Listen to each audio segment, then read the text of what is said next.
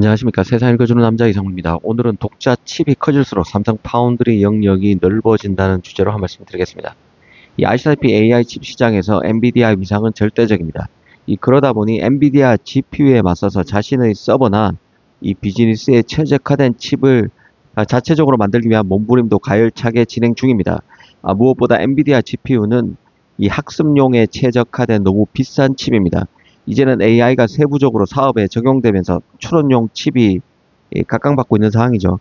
거추장스러운 기능을 뺀 실질적인 핵심 기능만 집어넣은, 그래서 전력 소모도 작은 칩이 인기입니다.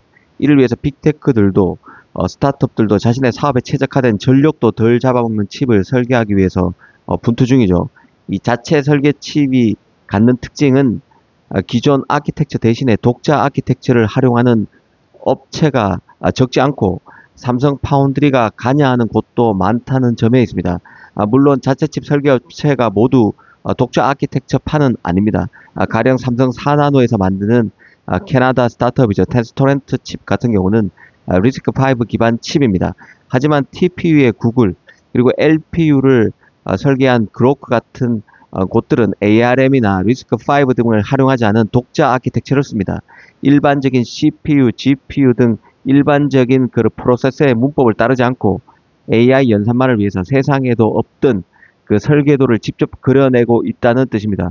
구글 TPU 같은 경우는 이 범용 칩으로는 쏟아지는 AI 연산을 감당할 수 없다는 판단 아래 시스톨릭 어레이 설계를 쓰고 있습니다. 구글의 그 시스톨릭 어레이 설계는 데이터가 심장의 혈액처럼 칩 내부를 규칙적으로 흐르면서 행렬 연산을 처리하는 구조인데요. ARM처럼 명령어를 하나하나 해석, 디코드하는 과정이 없기 때문에 속도가 압도적으로 빠른 게 특징입니다. 구글은 칩만 만드는 업체가 아니죠.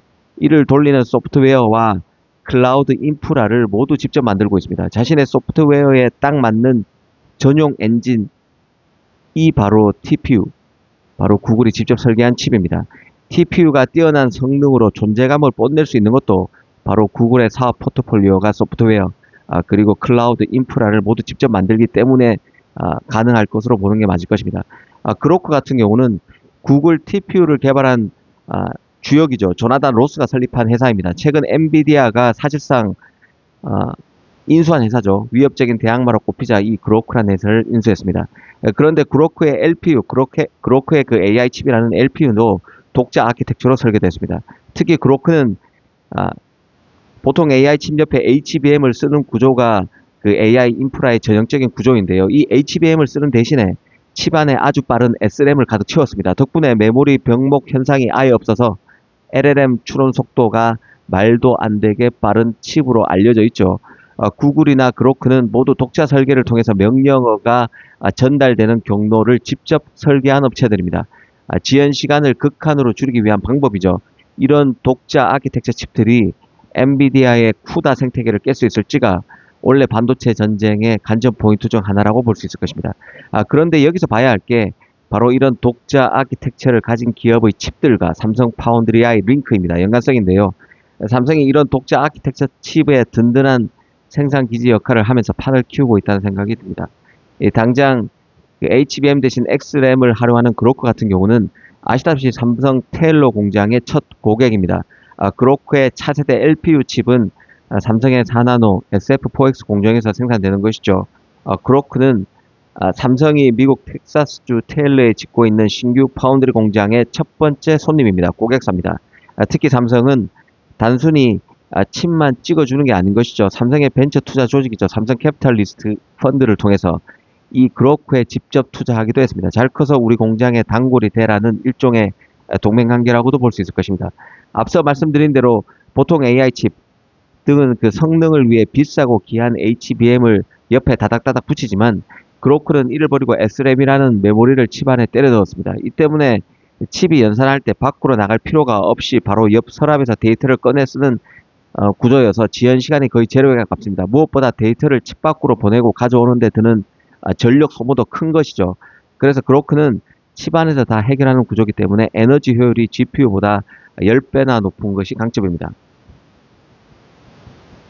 지금 그 전 세계가 HBM 부족으로 HBM 확보 때문에 난립니다. 하지만 그로크는 HBM을 안 쓰기 때문에 그 전쟁터에서 자유로운 업체죠. 덕분에 제품 인도 기간 리드 타임도 훨씬 짧습니다. 이제는 모두에게 잘 맞는 GPU보다 내 서비스에만 미친 듯이 빠른 칩을 선호하는 추세입니다. 사실 파운드리 경쟁에서 삼성이 노리는 지점이 바로 이 부분인데요. 이 TSMC가 엔비디아나 애플 같은 소위 말하는 거물 팹리스들을 깍잡고 있다면 삼성은 독자적인 아키텍처를 시도하는 혁신가들의 파트너가 되는 전략을 쓰고 있습니다.